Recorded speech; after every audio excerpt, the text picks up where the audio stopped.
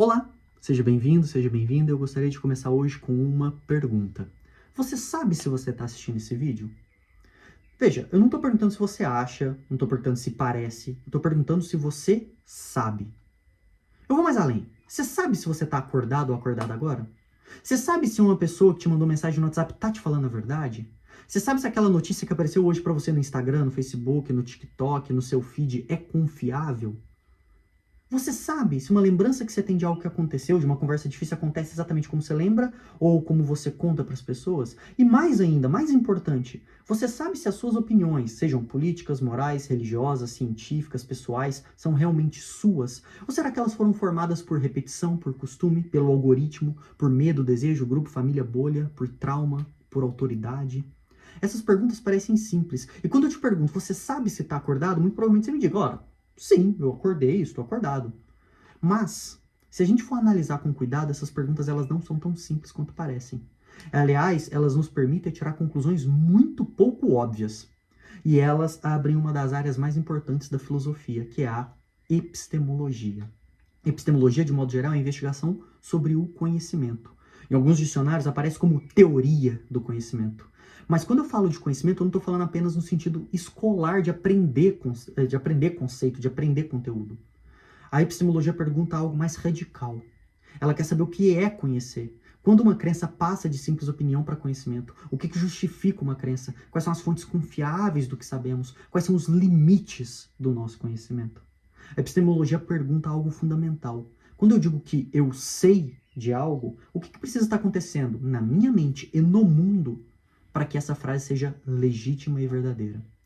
Essa aula é sobre isso.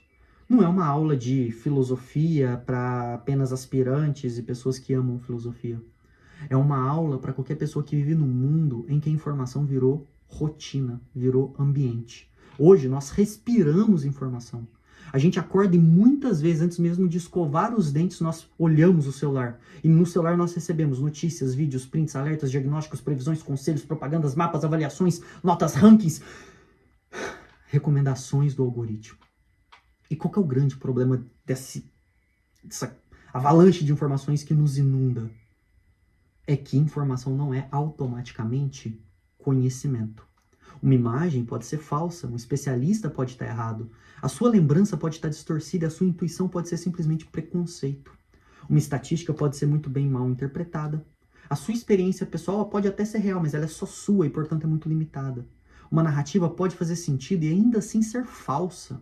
Então a pergunta que vai atravessar essa aula é: como viver e como atravessar um mundo cheio de crenças sem confundir a impressão com o conhecimento? Bom, a epistemologia ela começa com uma distinção básica. Nós acreditamos em muita coisa, mas nem tudo que nós acreditamos é verdadeiro. E nem tudo que é verdadeiro nós sabemos. E nem tudo que parece justificado é conhecimento. Vamos imaginar o seguinte, vamos imaginar que você abre lá um aplicativo de previsão do tempo, né? E aí nele diz que vai chover às 5 horas da tarde. E você acredita, né? Coloca um guarda-chuva na bolsa, um corta-vento, capuz, e 5 horas da tarde chove. Você sabia que ia chover? Talvez. Mas vamos analisar com cuidado. Você acreditou que ia chover, a sua crença era verdadeira. Você tinha até razão para acreditar, né? O aplicativo. Mas essa razão é boa o suficiente? Será que o aplicativo tinha dados confiáveis? A previsão era local? Será que tinha margem de erro? Você entendeu o que a previsão dizia? Era 90% de chance ou era uma certeza? Perceba, a epistemologia não quer apenas saber se você acertou.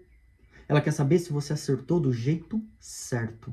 Porque dá para acertar por sorte. A maior parte dos acertos são dessa forma, inclusive. Vamos imaginar agora que você não olhou a previsão, mas você ama o número 5. E aí você fala, olha, vai chover às 5 horas. Eu amo o número 5. E aí, chove mesmo. A sua crença é verdadeira. Mas isso não me parece conhecimento. Parece mais um chutômetro. Um chute que deu certo. E essa diferença, ela é muito decisiva. Por quê? Porque o conhecimento não é apenas ter uma crença verdadeira. O conhecimento exige algum tipo de ligação adequada entre a crença e a verdade. E essa ligação entre crença e verdade é o que nós chamamos, em termos bem gerais, de justificação. Durante essa aula, nós vamos trabalhar com 3 conceitos que parecem simples, mas que são fundamentais: crença, verdade e justificação. Crença é tudo aquilo que você toma como verdadeiro. Verdade é a relação entre aquilo que você acredita e como as coisas são de fato. E a justificação é aquilo que dá direito racional à sua crença. Mas como a gente vai ver, isso ainda não resolve tudo. Por quê? Porque você pode ter uma crença verdadeira e justificada e ainda assim ter algo estranho no caso. Você pode ter boas razões, você pode acertar, e mesmo assim o acerto pode depender muito mais da sorte do que da verdade. E é aí que a epistemologia fica sofisticada. Mas antes da gente entrar nos grandes problemas, vamos fazer um exercício. Eu quero que você pense em algumas frases que você consiga dizer com segurança hoje. Por exemplo, eu sei que agora é tarde.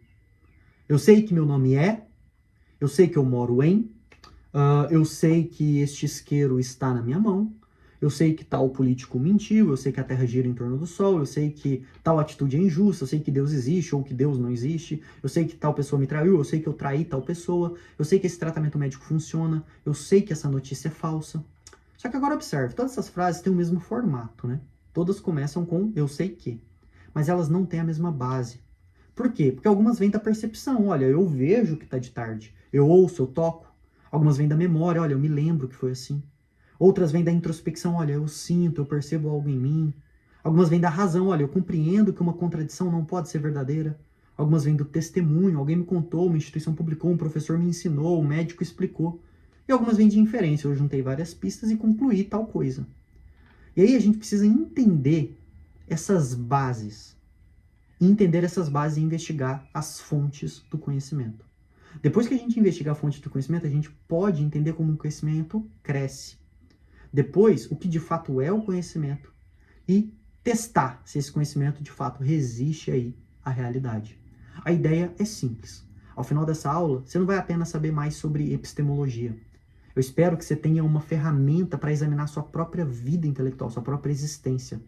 Eu quero que você se pergunte de onde veio suas crenças, se elas estão bem apoiadas, de quem elas dependem, de que memória, de que percepção, de que inferência, o que poderia mostrar que você está errado.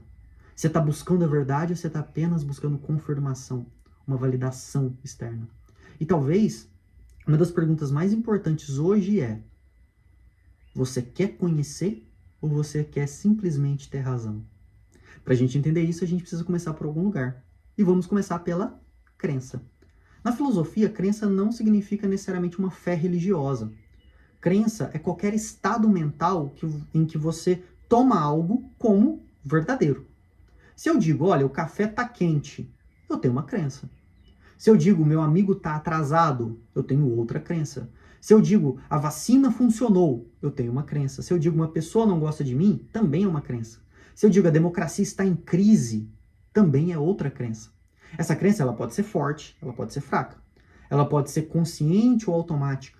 Pode ser refletida, herdada, pode ser verdadeira ou falsa, pode ser racional ou até mesmo irracional. A primeira lição é: ter uma crença não é um problema. Nós precisamos de crença para existir no mundo. Para você levantar da cadeira, você precisa acreditar que suas pernas te sustentarão. Você não sai de casa fazendo prova filosófica de tudo. Você acredita que o chão vai sustentar o seu peso. Você acredita que o motorista do ônibus sabe dirigir e que ele vai parar no ponto que você espera. Você acredita que a farmácia vende remédios reais. Você acredita que a mensagem do banco é ou não é um golpe. Você acredita que o alimento que você comprou não está contaminado e tem a quantidade de macros, proteína, carboidrato e gordura. Você vive com base em crenças o tempo todo. Só que algumas crenças a gente precisa concordar que são melhores do que outras. Mas por quê? Porque algumas têm melhor relação com a verdade e, portanto, têm melhor justificação. Vamos entender a verdade.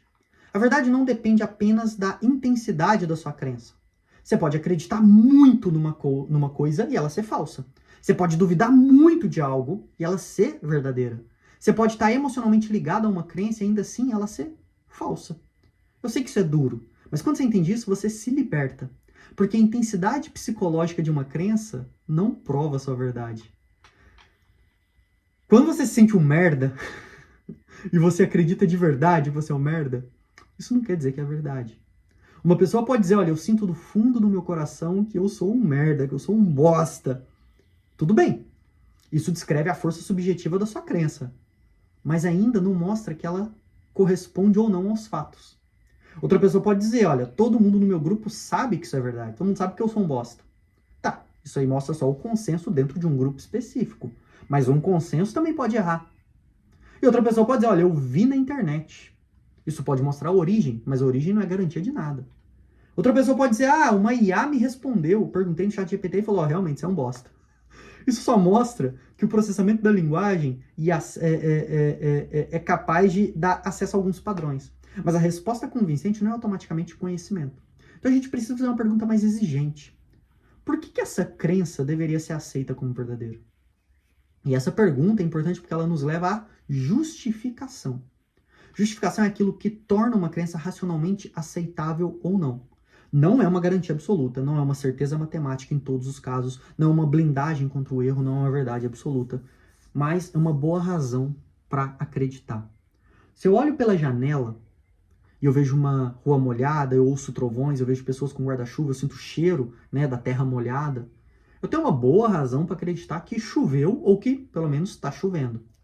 Mas se eu apenas sonhei que choveu, ou se alguém conhecido por mentir me disse que choveu, ou se eu vi uma imagem antiga fora de contexto, perceba que essa justificação ela é mais fraca.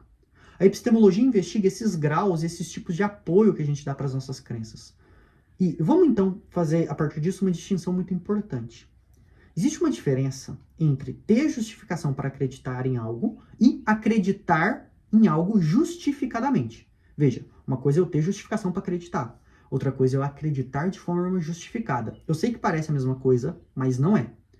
Imagine que você tem um exame médico na sua mão. O resultado mostra claramente que a sua taxa de vitamina D está bem baixa. Você ainda não leu o exame, então nesse momento você tem uma informação disponível que poderia justificar a crença de que a sua vitamina D está baixa. Mas você ainda não acredita nisso, porque você ainda não viu. Você está em uma situação que contém justificação, mas a crença ainda não se formou. Agora vamos imaginar que você abriu e leu o exame, que você entendeu o resultado.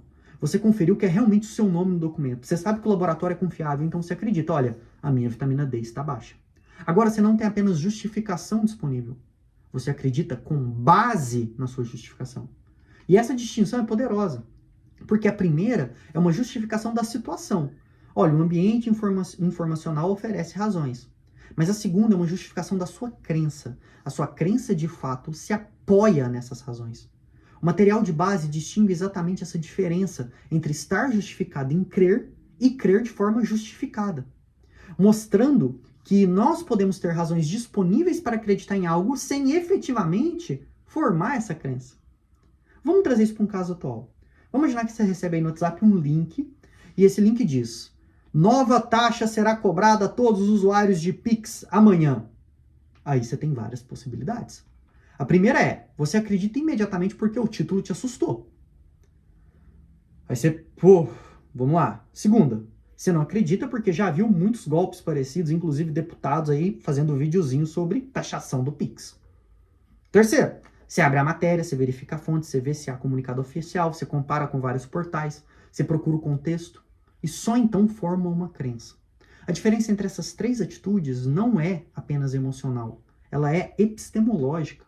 No primeiro caso, você formou a sua crença com uma justificação fraca. Você recebeu e falou, meu Deus, é o deputado tal, então é verdade. No segundo, você suspendeu a crença por prudência. Olha, não sei, não tenho certeza. No terceiro, você buscou melhorar a base da sua crença. A pessoa epistemologicamente madura não é aquela que duvida de tudo, seria imbecil fazer isso. Mas também não é aquela que acredita em tudo. É aquela que regula a sua crença de acordo com a qualidade das razões. E essa aqui é uma frase importante que você deve guardar para sua vida. Maturidade intelectual é a proporção entre a crença e a evidência. Só que cuidado! Evidência não significa apenas dado científico formal. A percepção pode ser evidência, a memória pode ser evidência, o testemunho pode ser evidência, a coerência com outras crenças pode pesar, a explicação mais simples, a confiabilidade da fonte, a experiência acumulada. O problema é saber quando cada uma dessas fontes é forte, quando é fraca, quando precisa de apoio e quando ela pode enganar. É por isso que a epistemologia começa examinando as fontes do conhecimento. E a primeira delas é a mais cotidiana, que é a sua percepção. Imagine a seguinte cena. Você está caminhando na rua e você vê do outro lado uma pessoa conhecida. Essa pessoa acena para você. Você sorri, atravessa a rua e quando chega perto percebe que não era aquela pessoa. Era alguém parecido com ela. O que aconteceu aí? Você viu algo, você formou uma crença, a sua crença era falsa, mas essa crença falsa não veio do nada. Ela veio da tua percepção. E esse é o ponto. A percepção é uma das nossas fontes mais básicas de conhecimento, mas ela é totalmente falível. Nós confiamos nos sentidos o tempo todo, só que o sentido nos engana. Eu vejo a porta e eu sei onde sair. Eu ouço uma buzina e eu sei que é um carro. Eu sinto o cheiro de queimado e eu presto atenção. Eu toco numa panela e percebo que está quente. Eu provo uma comida e percebo que está salgada. Sem a percepção, a vida prática ela desmorona. Mas a percepção também pode falhar. Um reflexo pode parecer água na estrada. Uma sombra pode parecer uma pessoa. Um áudio comprimido pode parecer dizer uma palavra que não disse. Uma foto com filtro de gatinho pode alterar a pele, a idade, o corpo, o ambiente. E agora, né, na era da IA, um vídeo gerado por IA pode parecer um registro real. Uma edição pode fazer uma pessoa parecer presente num lugar onde ela nunca teve. Então a pergunta não é, a percepção é confiável ou não? A pergunta é, em quais condições a minha percepção justifica a minha crença? Vamos separar 3 coisas aqui. Primeiro, perceber algo. Segundo, interpretar esse algo, interpretar o que se percebe. E terceiro, formar uma crença a partir disso. Você pode ver uma imagem sem saber o que ela é. Você pode ouvir um som sem se identificar a sua origem. Você pode sentir uma dor sem saber a causa dessa dor. Você pode assistir a um vídeo sem saber se ele é autêntico ou se ele é IA. Percepção não vem sozinha. Ela se mistura com conceito, expectativa, memória, com interpretação. O material de base trabalha nessa diferença entre percepção simples, percepção de algo como algo e percepção de que algo é o caso.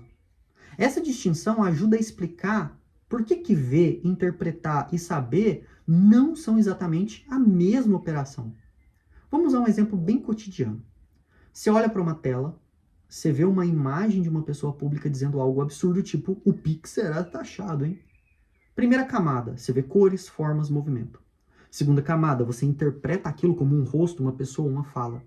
Terceira camada, você acredita que aquela pessoa realmente disse aquilo. E a quarta camada é, você compartilha esse vídeo indignado com essa pessoa. O erro pode entrar em várias dessas etapas aí. Talvez a imagem seja real, mas antiga. Talvez a fala tenha sido cortada. Talvez a legenda distorça o conteúdo. Talvez o vídeo seja manipulado. Talvez seja uma sátira. Talvez seja um deepfake. Talvez você tenha entendido errado porque já esperava o pior daquela pessoa. Perceba como a epistemologia é real, e ela é atual, e é importante ter crítica sobre isso. Porque ela não é apenas uma filosofia antiga. Ela é uma tecnologia mental para sobreviver no século das imagens. Vamos voltar a uma clássica frase do senso comum. Não, mas eu vi com os meus próprios olhos que tal pessoa fez tal coisa. Essa frase é poderosa porque a visão parece nos colocar diretamente diante do mundo. Só que ver não é o mesmo que conhecer, né? Eu posso ver algo e não entender, posso interpretar mal, posso ver sob a luz ruim, posso ver de longe, eu posso ver uma parte e imaginar todo o resto, eu posso ver uma imagem verdadeira em contexto falso, eu posso ver uma simulação. Então, uma versão mais madura da frase seria: olha, eu tive uma experiência visual que, em certas condições, me dá alguma razão para acreditar. Menos dramático? Sim, mas muito mais preciso. Ninguém fala assim no almoço, é claro. Ninguém fala, olha, eu tenho aqui condições visuais e tal. Você não diz, mãe, eu tive uma experiência visual que justifica parcialmente a crença de que existe feijão na panela. Você diz, ó, tem feijão, pega lá. A vida cotidiana simplifica. Não é que a filosofia complica, ela desacelera. A filosofia pega aquilo que fazemos automaticamente e pergunta, tá, calma, o que está acontecendo aqui? E agora um ponto importante. Nós não precisamos abandonar o senso comum. Ele é fundamental. A epistemologia não precisa começar dizendo, olha, nada existe, nada é confiável, tudo é ilusão. Esse tipo de exagero chama atenção, mas pode muito mais atrapalhar do que ajudar. É muito mais interessante começar pelo fato de que nós realmente parecemos saber muitas coisas no cotidiano. Nós sabemos onde está a porta, reconhecer vozes, atravessar a rua, diferenciar um copo cheio de um copo vazio. Depois a gente pergunta, olha, o que torna esse conhecimento possível? É diferente de começar pelo desespero. Claro, o ceticismo virá. A gente vai falar de sonho, ilusão, matrix, manipulação, bolha digital. Mas antes a gente precisa entender como que o conhecimento funciona em condições normais de pressão e temperatura. Essa ordem é importante. Primeiro entender a fonte, depois testar seus limites. Vamos analisar a percepção em 4 elementos. Quando você vê uma xícara na mesa, existe pelo menos 4 coisas envolvidas. Primeiro, existe você, né, o sujeito que percebe. Segundo, existe o objeto percebido, que é a xícara. Terceiro, existe uma experiência sensorial, né, a cor, a forma, a posição, o contraste, a luz. Quarto, uma relação causal, ou seja, a xícara iluminada afeta seus olhos, seu sistema visual, seu cérebro forma a imagem. Isso parece simples, mas daqui nós podemos derivar problemas enormes. Porque às vezes a experiência sensorial, ela existe sem o objeto correspondente. Num sonho, por exemplo, você pode ver uma xícara que não está lá. Numa alucinação, alguém pode ouvir uma voz sem uma fonte externa correspondente. No ambiente de realidade virtual, você pode reagir corporalmente a objetos digitais. Num vídeo manipulado, você pode ver uma pessoa fazendo algo que ela não fez. Então a experiência sozinha não basta. Mas também não podemos descartar a experiência, porque é por ela que o mundo nos alcança.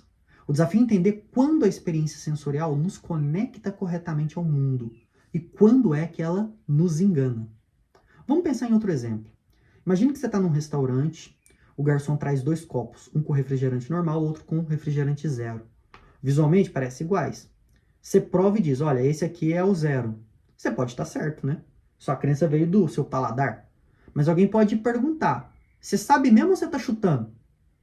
Se você tem um paladar treinado, talvez você tenha uma boa justificação. Se você sempre erra esse teste, sua confiança é injustificada. Se você viu antes do garçom colocando o copo na bandeja, sua crença pode vir mais da memória visual do que seu paladar. Se alguém te contou, vem do testemunho. Se você concluiu porque o copo tinha uma marca, vem de inferência. Um único eu sei pode esconder várias fontes. É por isso que na epistemologia não basta perguntar, você acredita? Temos que perguntar, com base em que você está dizendo isso? Agora vamos trazer a percepção para o ambiente digital. Quando você vê uma postagem, né, no Instagram, no TikTok, etc., o que você exatamente percebe disso aí? Bom, você percebe pixels, uma composição, texto, imagem, rosto, cenário. Mas a maior parte do que você acredita a partir da postagem não está literalmente visível. Você vê uma foto de uma pessoa sorrindo numa viagem e fala, olha, essa pessoa está feliz.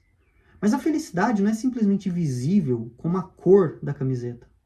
Você vê um antes e um depois de emagrecimento e acredita, olha, esse método funciona. Mas a eficácia do método não está dada na imagem. Você vê um vídeo de uma manifestação e acredita, olha, a cidade inteira está tomada. Mas o enquadramento ele pode mostrar apenas uma parte pequena. A percepção oferece dados, a mente vai completando esse quadro. E muitas manipulações exploram exatamente esse intervalo entre o que aparece e entre o que nós concluímos. Uma pessoa epistemologicamente cuidadosa aprende a fazer uma pergunta simples diante de imagens. O que eu realmente estou vendo? O que eu estou inferindo a partir do que eu vejo? Isso vale para política, consumo, relações afetivas, saúde, religião, ciência e até autoconhecimento. Um exemplo afetivo. Alguém visualiza a sua mensagem e não te responde. O que você percebe? Você percebe ali azulzinho, um sinal de visualizado. O que você conclui? Porra, essa pessoa não se importa comigo. Mas isso é uma inferência. Pode ser verdade, mas pode ser mentira. A pessoa pode estar ocupada, ansiosa, sem energia, sem resposta, no trabalho, sem saber o que dizer. O dado perceptivo é pequeno. A narrativa mental é gigante. E ela te engana, muitas vezes. A epistemologia nos ajuda a não transformar rapidamente sinais em certezas. Agora, isso não significa viver paralisado. Nós não vamos exigir prova absoluta de tudo. A vida exige ação, muitas vezes. Você atravessa a rua porque vê o sinal, vê que o sinal está verde para você e fechou para os outros carros. Você responde uma mensagem porque você acredita que entendeu. Você toma um remédio porque confia no diagnóstico. Você vota porque avalia as razões. Você se afasta de alguém porque interpreta padrões de comportamento. A questão não é eliminar o risco. O risco existe, mas é calibrar a sua crença. Algumas crenças podem ser fortes, outras moderadas, outras suspensas, e outras devem ser simplesmente abandonadas. A percepção é um começo poderoso, mas raramente é o fim da investigação. Então perceba, até aqui nós temos 3 ideias fundamentais. Primeira, conhecimento não é simplesmente um apetite verdadeiro. Segunda, a justificação é o que dá direito racional à crença. Terceiro, a percepção é uma fonte básica de justificação e conhecimento. mas ela precisa ser compreendida em suas condições, nos seus limites, nas suas falhas. Até agora nós vimos que a percepção é uma fonte básica, né, do conhecimento, mas ela não é infalível. Agora a gente precisa passar para uma fonte ainda mais íntima, que é a memória. Porque muita gente diz, né, olha, eu sei que aconteceu assim, eu me lembro. Mas será que lembrar é acessar mesmo o passado? Vamos começar com uma cena comum. Duas pessoas discutem uma conversa antiga, né? E uma diz, olha, você me prometeu isso. E a outra responde, não, eu nunca te prometi nada. A primeira diz, olha, você prometeu, eu me lembro perfeitamente. E a segunda te diz, olha, você está lembrando errado. Quem que está certo nisso? Às vezes uma das pessoas está mentindo. Muitas vezes as duas estão sendo sinceras. As duas realmente acreditam no que estão dizendo. As duas têm uma memória subjetivamente forte. E mesmo assim, pelo menos uma delas está errada. E esse é o ponto. A força psicológica da memória não garante a verdade da memória. Uma lembrança pode ser vivida, né, ou vívida e falsa. Ela pode ser detalhada e distorcida. Ela pode ser emocionalmente intensa e ainda assim reconstruída e você fica se punindo, se culpando por isso. A memória não funciona como um arquivo de vídeo que você abre e assiste tudo de novo. Ela é mais parecida com uma reconstrução. Quando a gente lembra, frequentemente a gente reorganiza fragmentos, né? Imagens, emoções, narrativas, palavras, expectativas, valores, interpretações posteriores. E aqui surge um problema epistemológico gigantesco. Se a memória pode distorcer, como que ela pode ser usada para justificar um conhecimento? Porque, ao mesmo tempo, sem memória, quase todo o nosso conhecimento desmorona, a gente perde.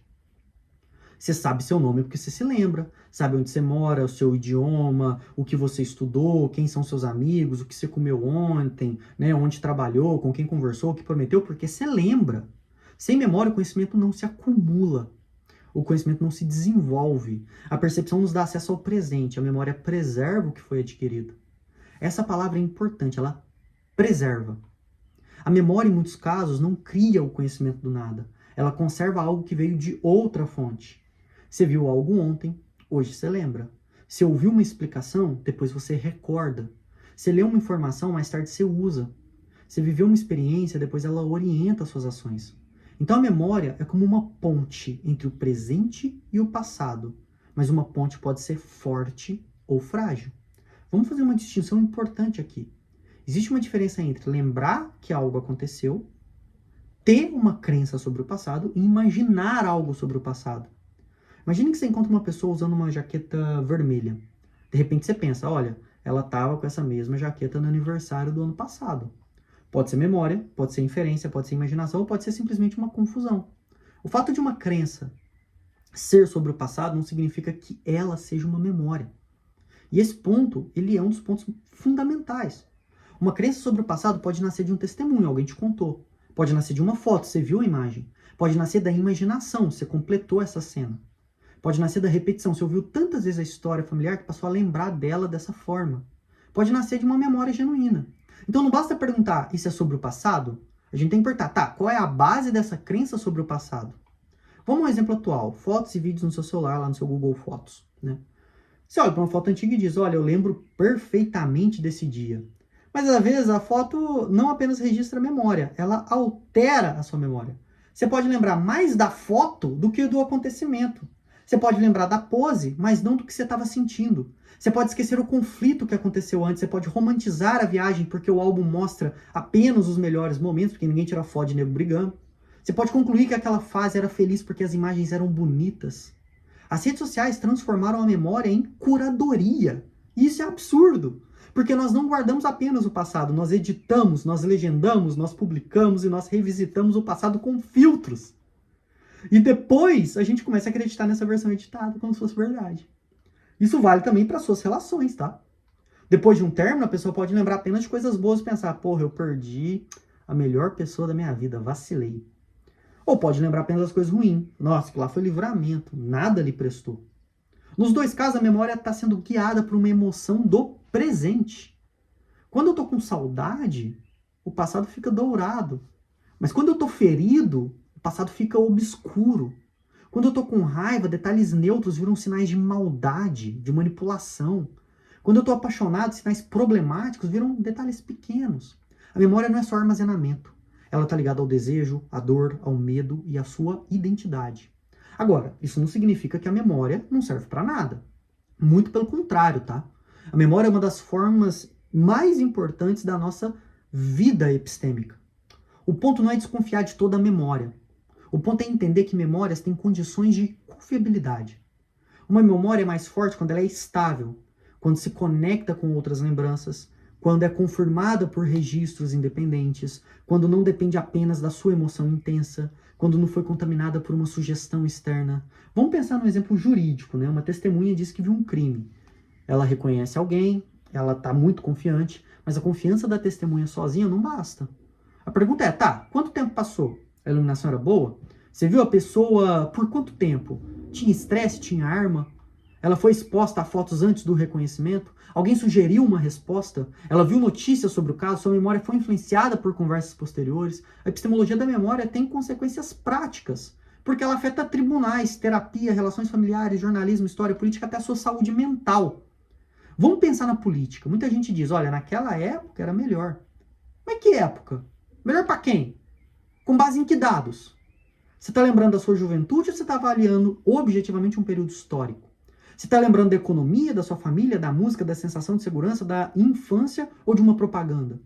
A nostalgia pode parecer conhecimento histórico, mas muitas vezes ela é só uma memória emocional. E o contrário também acontece. Alguém pode dizer, olha, tudo no passado era uma merda. Mas talvez ela esteja projetando uma dor real sobre uma totalidade complexa.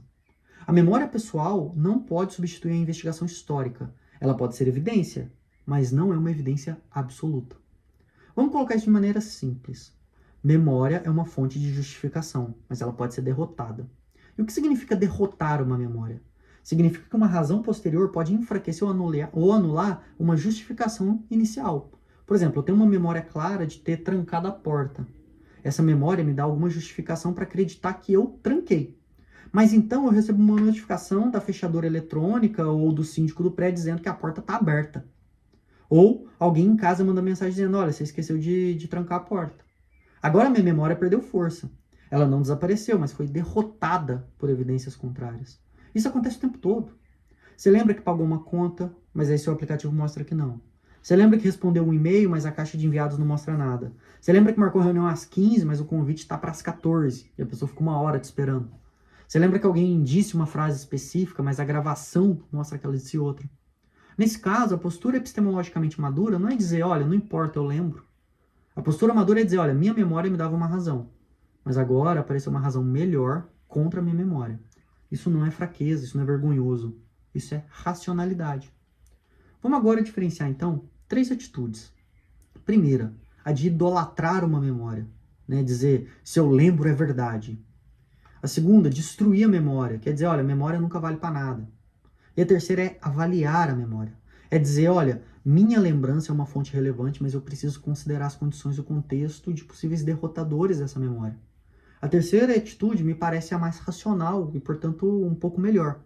A epistemologia não nos transforma em pessoas paranoicas, malucas, mas em pessoas equilibradas e proporcionais. E aqui está uma frase forte para marcar isso, né? A memória, ela não é um espelho perfeito do passado. É uma ponte falível entre o que vivemos e o que nós acreditamos ter vivido. A memória pode carregar conhecimento, pode preservar conhecimento, pode justificar crenças, mas também pode carregar distorções. Por isso, quando alguém disser para você, olha, eu sei porque eu lembro, a pergunta que você tem que fazer é, tá, mas como que essa memória se formou? Ela foi preservada de modo confiável? Ela é coerente com outras evidências? Ela pode ter sido contaminada por algum motivo? Ela resiste a alguns registros externos, tipo uma gravação? Ela é uma lembrança ou ela é uma narrativa reconstruída? E aqui a gente chega numa fonte ainda mais íntima. Por quê? Porque se a memória é o passado dentro de nós, a consciência é o presente interno. Eu posso duvidar de uma lembrança, mas eu posso duvidar de que eu estou sentindo dor agora? Eu posso duvidar de que eu estou ansioso agora?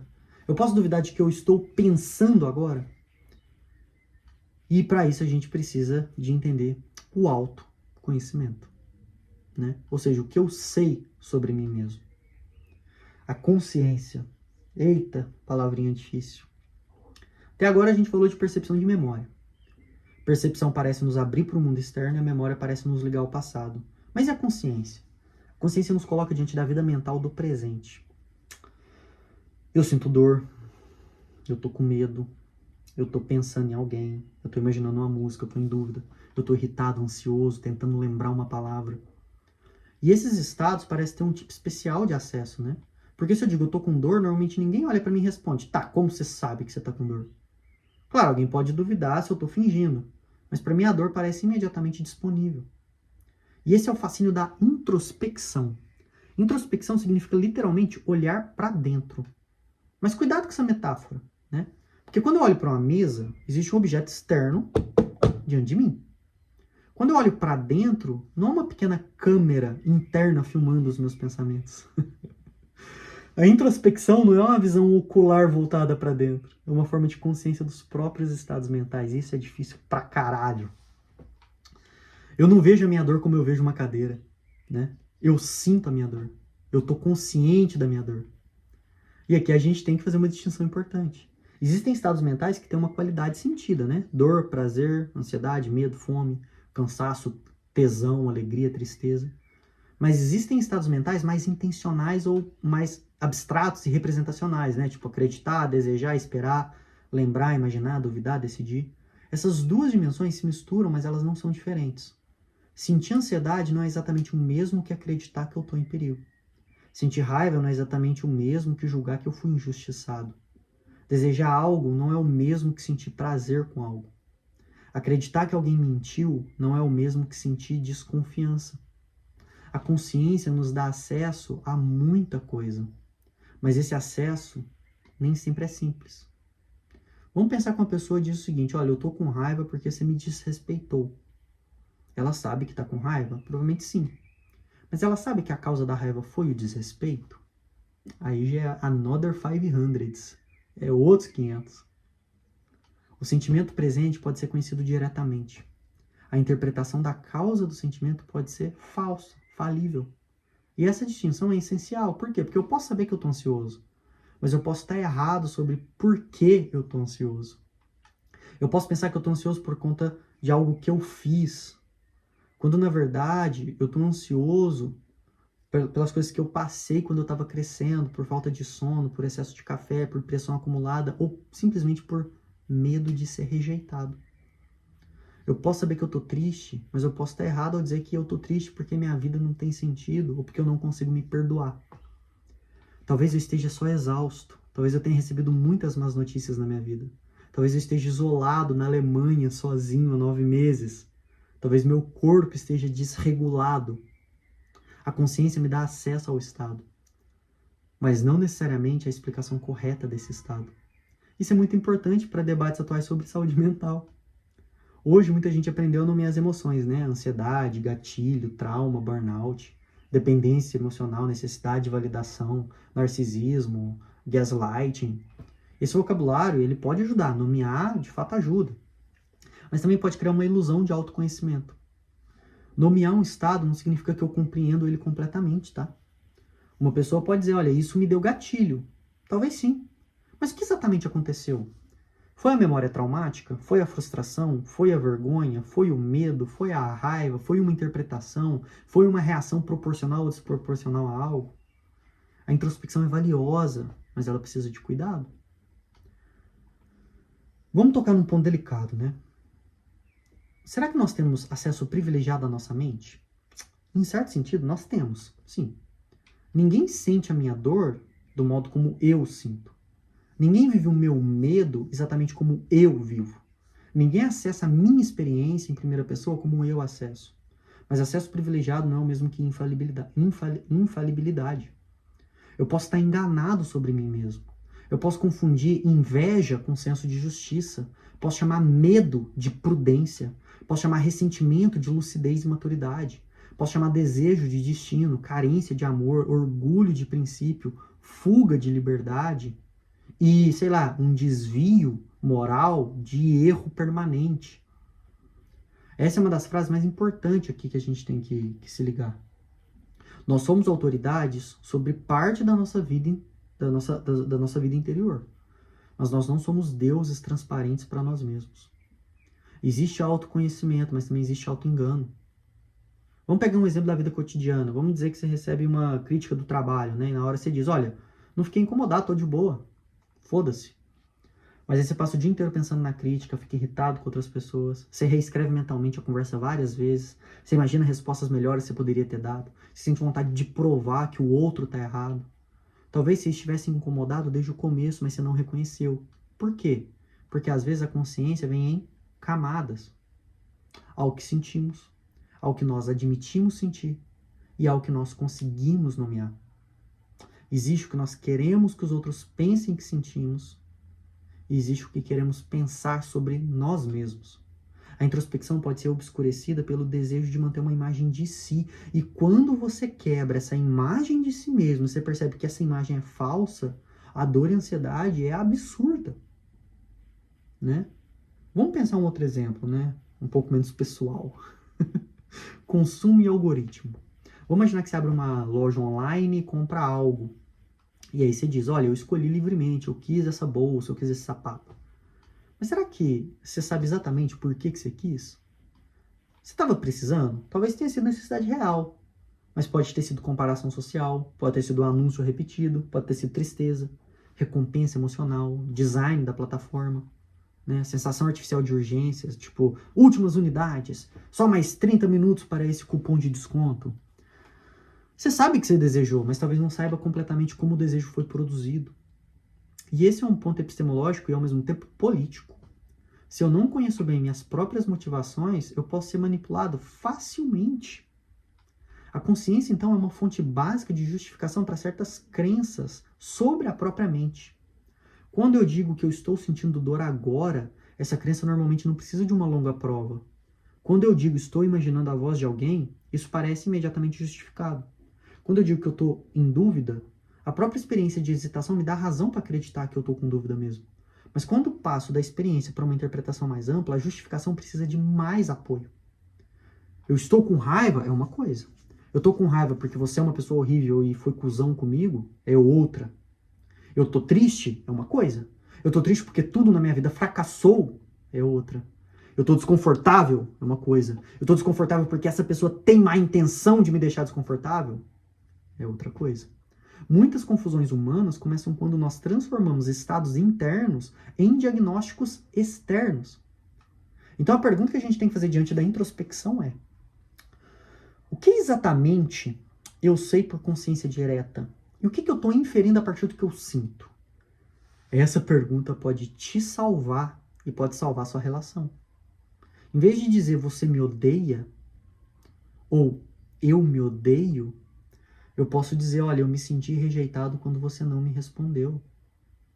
Eu me sinto rejeitado quando não me respondem. Esse é um problema meu, eu sei. Mas o que você pode fazer sobre isso, já que eu tenho essa questão? A primeira frase, ela afirma algo sobre a mente do outro. A segunda descreve melhor o meu próprio estado. A primeira exige evidência sobre a outra pessoa, de que ela está te ignorando mesmo, te rejeitando. A segunda se apoia mais diretamente na sua introspecção. E essa diferença ela é enorme e absolutamente madura. Então a consciência ela não é uma fonte real de conhecimento. Ela tem limites. Ela é forte para estados presentes simples, mas ela é fraca demais para causas profundas. Ela é falível para motivações inconsistentes. Ela é arriscada quando vira certeza sobre o mundo externo. Percebe? Vamos tentar mudar um pouco de terreno, né? A percepção nos liga ao mundo presente. A memória nos liga ao passado e a consciência nos liga à vida interior. Mas existem coisas que parecem ser conhecidas de outro modo, né? Eu não preciso sair medindo todos os triângulos do universo para saber que, num triângulo plano, há 3 lados. Eu não preciso fazer uma pesquisa de campo para saber que se A é maior que B e B é maior que C, então A é maior que C. Eu não preciso entrevistar 1000 pessoas solteiras para descobrir que um solteiro é um não casado. Aqui entra outra fonte, né? Que é a razão, a lógica. Então, falemos da razão. Porque até aqui nós falamos de fontes que têm uma relação forte com a experiência, né? A percepção, a memória e a consciência. Mas existe um outro tipo de conhecimento que parece não depender diretamente de observar o mundo. Vamos lá, vamos pensar em algumas frases aqui. Todo triângulo tem 3 lados, Nenhum objeto pode ser inteiramente vermelho e inteiramente verde no mesmo lugar, ao mesmo tempo e no mesmo sentido. Se todos os seres humanos são mortais e Sócrates é humano, então Sócrates é mortal. Se uma coisa é maior que a segunda e a segunda é maior que a terceira, então a primeira é maior que a terceira. Essas frases não parecem depender da experiência, de uma pesquisa empírica, né? Você não precisa observar 1000 triângulos para concluir que triângulos têm 3 lados. Você não precisa fazer um experimento para saber que uma contradição não pode ser verdadeira no mesmo sentido. Você não precisa guardar dados de satélites para entender uma inferência lógica simples. A razão aqui opera por compreensão de relações conceituais e lógicas. Esse tipo de conhecimento é frequentemente chamado de conhecimento a priori. A priori significa, de modo geral, aquilo que pode ser conhecido independentemente da sua experiência específica. Não quer dizer que você nasceu sabendo. Não quer dizer que a experiência nunca teve papel na aprendizagem das palavras. Não quer dizer que você não precisou estudar. Significa que a justificação da crença não vem de observar repetidamente o mundo, mas de compreender a própria relação entre ideias, conceitos ou proposições, frases. Por exemplo, todo solteiro é não casado. Você talvez tenha aprendido as palavras solteiro e casado pela sua experiência. Mas uma vez que você entendeu os conceitos, você não precisa mais fazer uma pesquisa para saber que uma pessoa solteira não é casada. Ser solteiro já exclui ser casado. Aqui a verdade parece depender do significado dos termos. Agora vamos comparar. Todo solteiro é feliz. Isso não é a priori. Você pode imaginar solteiros felizes e solteiros infelizes. Para saber se solteiros são mais felizes, menos felizes ou igualmente felizes que casados, você precisaria fazer uma investigação empírica com solteiros. Vamos trazer isso para o cotidiano digital. Imagine que alguém te diga, sei lá, eu tenho a minha verdade e você tem a sua. Essa frase pode fazer sentido em alguns contextos, né? Gosto, experiência pessoal, perspectiva, interpretação. Mas existe caso em que ela confunde tudo. Se eu digo, olha, eu prefiro café sem açúcar e isso é sobre meu gosto, é uma coisa. Se eu digo, eu me senti ofendido com aquela fala, isso é sobre a minha experiência. Mas se eu digo, 2 mais 2 são 4, não parece haver minha verdade e a sua verdade. Se você fala que 2 mais 2 são 5, você erra. Essa mensagem foi enviada às 14h03. Isso é uma questão factual. Se eu digo, essa conclusão contradiz as premissas, isso é uma questão lógica. A razão nos ajuda a perceber que nem todo desacordo é do mesmo tipo. Alguns desacordos são de gosto, outros de fato, interpretação, valor e outros de lógica. Misturar esses níveis gera muita confusão e leva ao erro. Vamos falar sobre erro? Quando a gente fala de lógica, a gente tem que pensar na contradição. Uma das funções mais importantes da razão é detectar a incoerência. Imagine uma pessoa dizendo, olha, eu sou absolutamente contra qualquer forma de censura, mas todo livro que eu considero perigoso deveria ser proibido. Existe uma tensão aí, percebe? Ou vamos pensar que alguém diga, todo mundo deve pensar por si mesmo, desde que concorde comigo. Existe uma tensão também. Ou, olha, eu só acredito em ciência, mas recuso qualquer estudo que contradiga a minha opinião. Ou, eu sou totalmente livre, mas eu não consigo suportar que outros usem a liberdade de modo diferente do meu. A razão percebe conflitos internos. Ela pergunta, tá, essas crenças cabem juntas? Essa conclusão segue das premissas? Esse argumento é válido? Essa regra pode ser aplicada universalmente? Existe uma exceção escondida? Existe ambiguidade? A epistemologia não trata a razão apenas como cálculo frio. Razão é a capacidade de ver relações. Relações de implicação, incompatibilidade, evidência, explicação, conceitos. E é quando você percebe que uma conclusão não se segue, você está usando a razão. Quando você nota que uma pessoa mudou o sentido de uma palavra no meio do debate, você está usando a razão. Quando você distingue causa de correlação, quando você percebe que um argumento emocionalmente forte é logicamente fraco, você está usando a razão. Vamos dar um exemplo concreto, né? A pessoa diz, olha, eu tomei esse suplemento vitamínico e melhorei. Logo, esse suplemento funciona. Isso pode ser verdade, mas o argumento sozinho ele é fraco. Por quê? Porque a melhora pode ter ocorrido por várias razões. Pode ter sido efeito placebo, passagem do tempo, mudança do sono, alimentação, outro tratamento, variação natural, expectativa, erro de medicação, composição metabólica. A razão não está negando a experiência da pessoa. Ela está dizendo que a conclusão é maior do que a evidência permite. E esse é um ponto importante. Porque respeitar uma experiência não obriga você a aceitar qualquer interpretação dessa experiência. Você não é o centro do mundo. Vamos pensar no outro exemplo. Todo mundo que eu conheço está reclamando da economia, logo o país inteiro está uma merda. Talvez esteja, mas o argumento depende de uma amostra muito pequena e muito enviesada.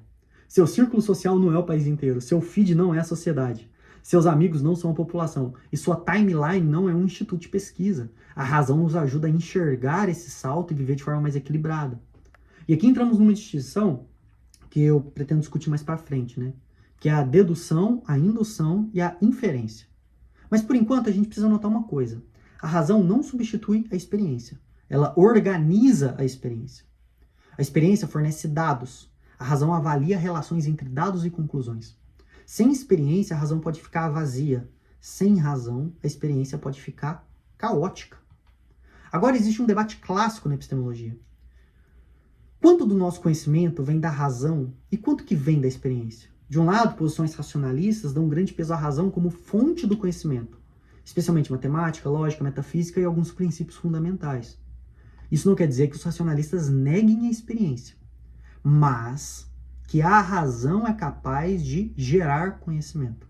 Por outro lado, posições empiristas insistem que o conhecimento depende fundamentalmente da experiência, e que até as nossas ideias mais abstratas têm origem ou confirmação em contato com o mundo. Não estou negando a razão, mas a experiência é a fonte do conhecimento. Então essa ideia de que o racionalismo diz que a experiência não vale de nada e que o empirista diz que a razão não vale de nada, é uma mentira. Se você pega lá para ler Descartes, você pega para ler David Hume, Hume vai dizer, olha, a razão ela organiza a experiência, né? Então o material que a gente deve analisar fundamentalmente é a estrutura desse argumento, né? De modo geral, o racionalismo ele atribui à razão o papel mais forte na fundamentação do conhecimento, enquanto o empirismo toma a experiência como base central, com exceções discutidas para verdades lógicas ou analíticas, claro. Vamos tornar isso concreto. Pega uma criança aprendendo matemática, né? Ela começa contando objetos. 1 brinquedo, 2 brinquedo, 3 brinquedo. 1 carneirinho, 2 carneirinho, 3 carneirinho.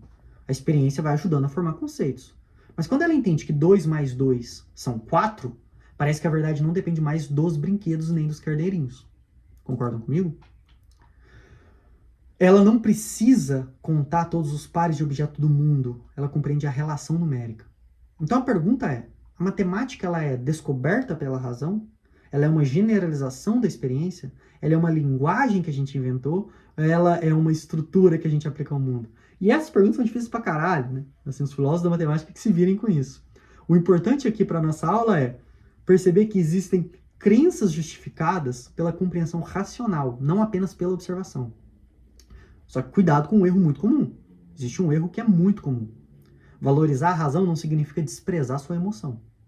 A razão não exige que você vire uma máquina. Ela exige que você não transforme sua emoção em prova automática do mundo.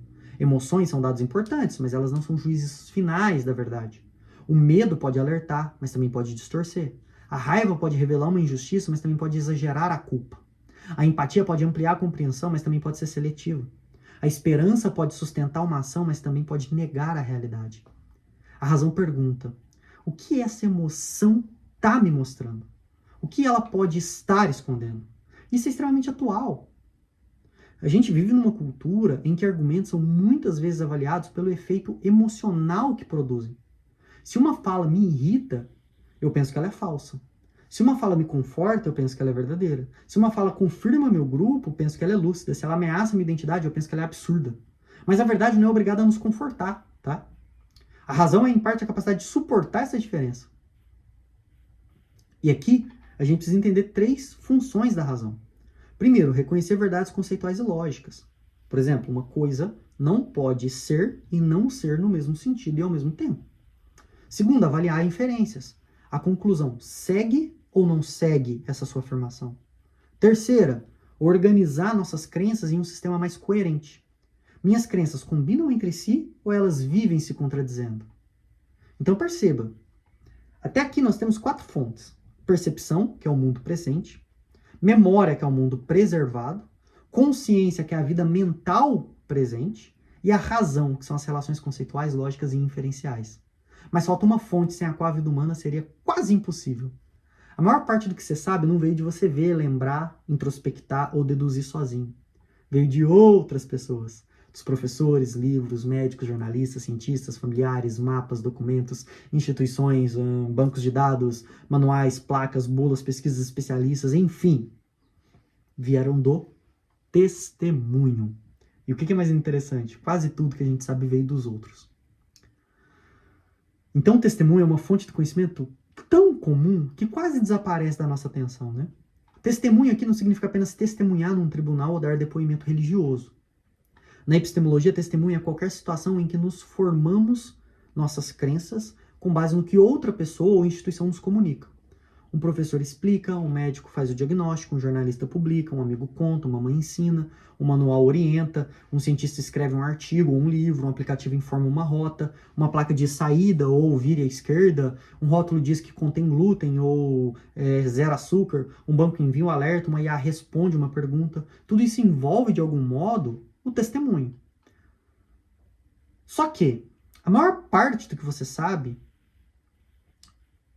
vem desse testemunho de outras pessoas de modo que faz com que você confie absurdamente nisso. Você nunca verificou pessoalmente a existência de todos os países, né? Você nunca refez todos os experimentos de física que você aprende na escola. Você nunca examinou todos os documentos históricos. Você nunca testou todos os remédios. Você não mediu a distância entre os planetas. Você não auditou cada linha do sistema bancário. Você não viu seu próprio nascimento. Mas mesmo assim você acredita justificadamente em muitas coisas. Por quê? Porque você vive dentro de uma rede de confiança. Do que um pensador polonês chamado Ludwig Fleck chama de coletivo de pensamento. O conhecimento humano, ele é, antes de tudo, social. E isso é humilhante para esse ideal de autonomia absoluta do eu. A gente gosta de pensar, né, que eu penso por mim mesmo.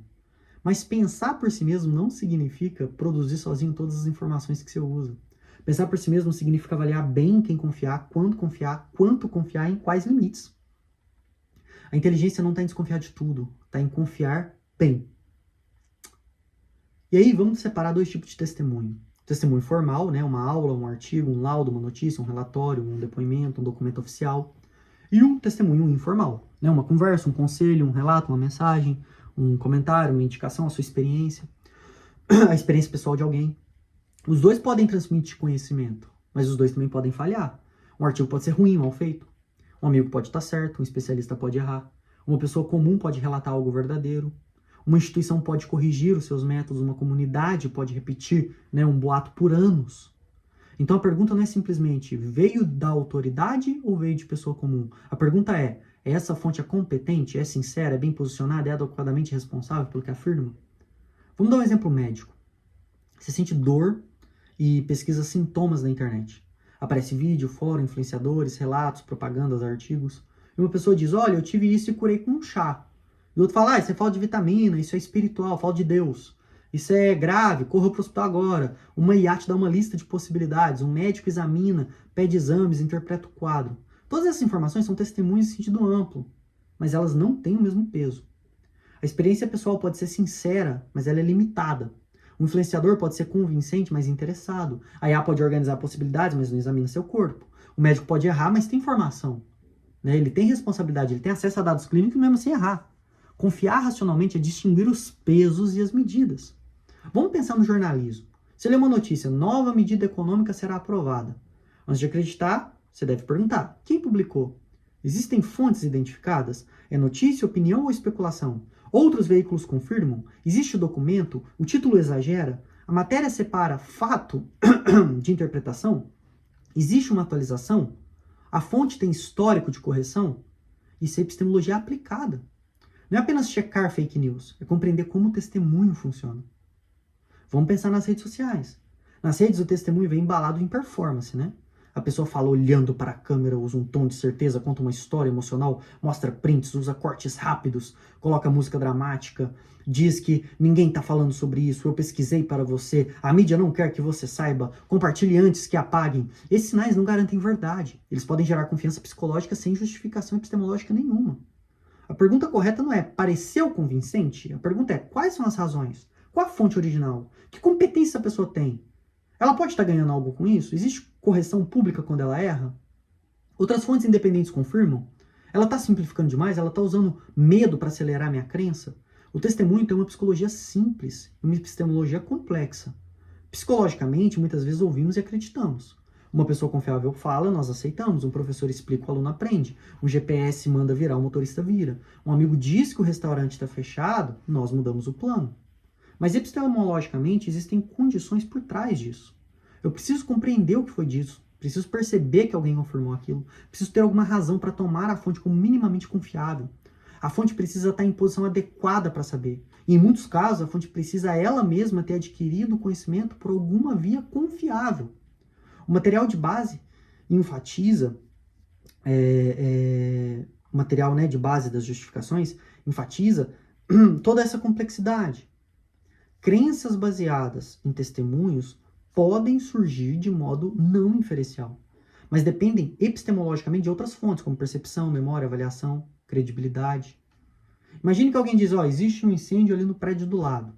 Você acredita imediatamente e você sai correndo. Você não fez um raciocínio formal, tipo, João afirmou que é incêndio. João é confiável, pessoas confiáveis normalmente dizem a verdade, logo há incêndio. Não, você simplesmente acreditou e agiu. Mas a legitimidade dessa crença depende de um fundo. Você ouviu corretamente, você entendeu a frase, reconheceu o João, você sabe que ele não costuma brincar com isso, você percebeu a urgência, talvez sentiu o cheiro de fumaça. O testemunho pode operar rapidamente, mas não opera no vazio. Né? Vamos pensar na IA. Você pergunta para, o ChatGPT, qual é o conceito de epistemologia? E ele responde bem. Você acredita? Isso é testemunho? No sentido amplo, sim. Você está formando crença com base numa resposta recebida de um sistema. Mas existem diferenças. Uma IA não é testemunha humana comum. Ela pode produzir respostas plausíveis sem nenhuma experiência própria. Ela pode combinar padrões de textos, pode errar com confiança. Né? Quantas vezes o GPT não fala, desculpe, eu estava errado. Pode inventar referência. Pode estar desatualizada. Pode acertar muito em temas gerais e falhar em detalhes, em profundidade. Então, um uso epistemicamente maduro de IA não é nem rejeitar tudo, nem aceitar tudo. Eu estava conversando com uma amiga sobre isso, né? Sobre o uso de IA, como que a gente meio que está perdendo essa corrida e tal. Então o negócio, tipo assim, não é, nossa, eu nunca vou usar IA, mas é tentar usar epistemologicamente. É perguntar, olha, esse tipo de questão exige atualização? Exige fonte primária? Exige cálculo, diagnóstico, interpretação sensível? A resposta pode ser verificada? A IA forneceu razões ou apenas soou fluente? E fluência não é conhecimento. Essa ferramenta, ela não é para te dar o conhecimento. Ela é um suporte. Uma frase muito bem escrita pode ser falsa. Uma explicação elegante pode esconder um erro. Uma resposta rápida pode dar sensação de domínio sem oferecer justificação suficiente. Isso não vale só para IA, vale também para humanos. Carisma não é conhecimento. Confiança no tom de voz não é evidência. Número de seguidores não é autoridade. Diploma não torna alguém infalível. Experiência pessoal não é uma regra universal. O sofrimento não garante uma interpretação correta. Boa intenção não garante verdade. Né? Vamos pensar no testemunho dentro da família. Quando a criança, provavelmente se aprendeu que quase tudo ali era baseado na confiança. Você aprendeu o nome das coisas, regras, histórias, religião ou não religião, medos, valores, quem era gente boa, quem era gente perigosa. Aprendeu que sua família admirava, os valores, que eles desprezavam. Muito disso veio antes da sua capacidade crítica estar formada. Por isso, parte da maturidade epistemológica é revisitar testemunhos herdados. Isso dói, tá? Isso dói. E você não faz isso para rejeitar tudo, mas para entender, para perguntar. Eu acredito nisso, nesse valor moral porque eu examinei, porque sempre me disseram, porque meu grupo repete, porque eu tenho medo de abandonar. O que eu acredito é porque nunca eu vi nenhuma alternativa. Então perceba, a epistemologia ela não destrói tradições automaticamente, ela apenas pergunta, essa tradição transmite conhecimento, sabedoria, preconceito, medo, experiência acumulada ou uma mistura de tudo isso? Muitas tradições carregam conhecimento real, tá? Outras distorções, muitas carregam os dois. A tarefa é discernir. E isso nos leva à ideia de confiança e desconfiança. A gente vive num tempo muito estranho. De um lado, nós temos a ingenuidade, né? Pessoas acreditam em qualquer print, em qualquer vídeo, em qualquer frase atribuída a alguém. Várias frases de Clarice Lispector, né? Que Clarice nunca escreveu. De outro lado, existe cinismo. Pessoas dizem que toda mídia mente, que todo especialista é comprado, que toda instituição é corrupta, que toda ciência é manipulação. Que na universidade só tem vagabundo. As duas atitudes são epistemicamente ruins, tá? A ingenuidade acredita sem filtro, o cinismo rejeita sem critério nenhum. As duas dispensam a investigação. A nossa postura deve ser racional, deve ser a confiança crítica. Confiança crítica significa, olha, eu aceito que eu preciso dos outros para saber, mas não entrego minha crença sem avaliação. Eu reconheço a autoridade legítima, mas não confundo autoridade com infalibilidade. Eu examino fontes, mas eu não finjo que posso verificar sozinho todo o edifício do conhecimento humano. E aqui a ideia central é que não existe vida intelectual sem confiança. A questão é se essa confiança é bem colocada ou não. Vamos pensar, sei lá, atravessar uma ponte como exemplo. Você provavelmente não calcula a engenharia da ponte, você simplesmente confia nos engenheiros, nas normas da manutenção, nas instituições, nos materiais, na fiscalização. Sua ação depende de testemunhos e sistemas de confiança. Agora imagine alguém dizendo, olha, eu só acredito no que eu posso ver pessoalmente, Tomé. Essa frase, ela parece forte, né? Mas ela é impossível de viver. Você não verificou pessoalmente a composição química da água que você bebe. Você não verificou a estrutura do prédio que você mora. Você não verificou todos os códigos do aplicativo do seu banco. Você não verificou cada dado histórico que você aprendeu. Você não verificou cada instrução médica. A vida humana depende da divisão social do conhecimento. E é justamente por isso que a pergunta sobre confiança é tão séria. Quando as instituições falham, o conhecimento social enfraquece. Quando especialistas abusam da autoridade, a confiança pública diminui. Quando influenciadores lucram com desinformação, o ambiente epistêmico adoece.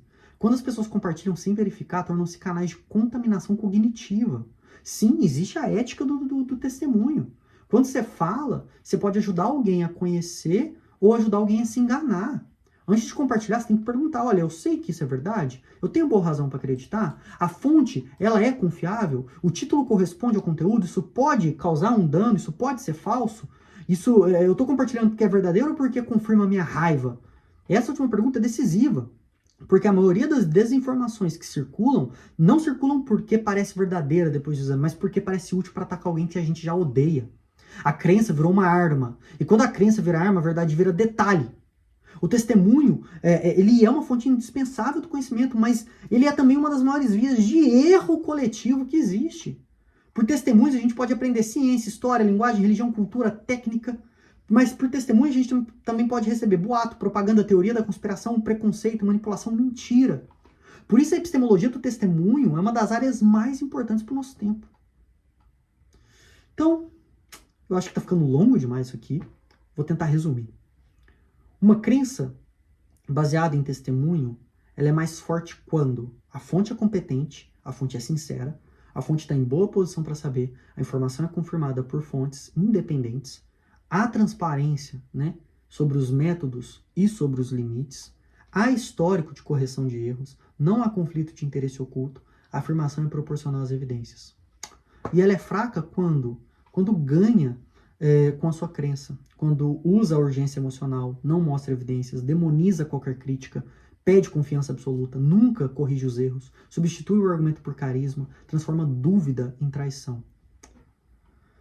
Repara nesse caminho que a gente percorreu. Nós começamos com a percepção, com aquilo que parece estar diante de nós. Depois nós fomos para a memória, aquilo que parece permanecer em nós. Depois fomos para a consciência, aquilo que parece acontecer dentro de nós. Depois para a razão, aquilo que compreendemos pelas relações entre ideias, e agora o testemunho, aquilo que recebemos dos outros. Essas fontes, elas se misturam o tempo todo na sua vida. Quando você lê uma notícia, usa a percepção para ver o texto, usa a memória para entender a linguagem e lembrar o contexto, usa a razão para avaliar a coerência, usa o testemunho porque aceita algo comunicado por outro, usa a consciência para perceber suas reações emocionais. Conhecer não é uma operação simples, é uma rede. O conhecimento é uma rede. E isso nos prepara para parte 2 desse vídeo. Eu ia fazer direto, mas eu acho que está muito longo, então eu vou lançar a segunda parte. Por quê? Porque até agora nós falamos das fontes, né? Mas o conhecimento, ele não fica parado na fonte. Nós inferimos, nós concluímos, nós generalizamos, nós combinamos crenças, nós construímos sistemas, nós formamos visões de mundo. A próxima pergunta que a gente tem que fazer é: como que o conhecimento cresce? Como que passamos de algumas evidências para conclusões maiores? Como que uma crença apoia a outra?